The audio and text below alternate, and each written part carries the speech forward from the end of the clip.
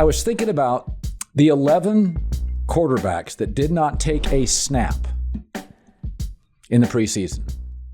Went 3-8. Think about that. Some were Aaron Rodgers, Russell Wilson. Think about this. 3-8. So we talk about that preseason and we talk about, I don't want to get hurt, but you can work out so many things. And I'll give you an example. Russell Wilson is in that meltdown with 4 minutes left in Seattle for Russell Wilson. One of the things that's interesting, you can't create a crisis at practice that is anything like playing in Seattle, you're being booed. There's nothing that duplicates that. Now, a preseason game isn't that either, but it's a real game. And situationally, the Seahawks with a first-year head coach and a new coordinator and a new quarterback on the road look flustered. And why didn't Russell Wilson, going to be a Pro Football Hall of Fame quarterback, go timeout, timeout, timeout? Let's get organized here.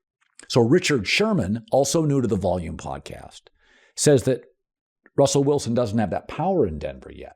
Peyton Manning had it in his career. Patrick Mahomes has it now. Tom Brady's had it in his career. That Russell Wilson at this point may not have that power to just say, timeout, I'm taking over. And it's almost as Russell Wilson was too respectful. Nice guy, first-year head coach, rookie head coach. It reminds me, Malcolm Gladwell wrote a book called Outliers, and he talked about Korean Airlines. So they had a spate of crashes in the 80s and 90s, Korean Airlines. And whenever you have an airline crash, it's generally not one catastrophic event. It is a series of mistakes. On average, 7 mistakes or errors for every plane crash, and they're very few. But in the 80s and 90s, Korean Air was having a problem. And at the root of the problem was because of the culture that the first officer was overly respectful to the captain. That's the theory that Malcolm Gladwell presents. And that if the plane was running low on fuel, the first officer respectively wouldn't raise his voice. If he talked to the tower, he would never call it an emergency. He was overly respectful to the captain, the hierarchy. And obviously that's much more serious than a quarterback in a timeout. But it does show you sometimes that being overly respectful, there are drawbacks to it. And it's sometimes being blunt and taking over is really, really important in critical situations. And Russell Wilson, a lot more experienced, is a much better quarterback than Nathaniel Hackett is a coach. Why doesn't he just go, timeout? This is my stadium. I played here for a decade. I'm calling timeout. I'm taking over. But instead, Russell turned, as Richard Sherman said, and respectfully looks to the rookie coach. Hey, I'm part of the team. Not really. You're the catalyst for the team. Remember Tom Brady barking at coaches, barking at his offensive linemen, right? That Bears Thursday night game, his first year with the Bucs.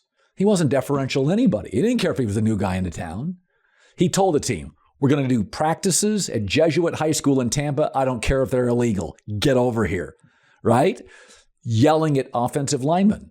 I don't care if you've been here before me. I don't even care if you're a Pro Bowler. I'm the quarterback of the football team. I'm 70% of the offense.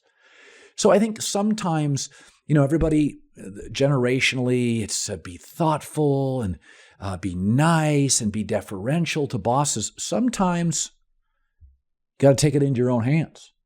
And I think Russell Wilson was too deferential to Nathaniel Hackett. 75% of coordinators flail, bomb as head coaches. That's Russell Wilson's team. That is Russell Wilson's team today and until he leaves. My other thought about quarterback play is that there's this understanding now that star quarterbacks don't need to play in the preseason. Well, Russell Wilson lost with a new coach. Aaron Rodgers lost, didn't take a snap in the preseason with new receivers. 11 quarterbacks didn't take a snap in the preseason. 8 lost.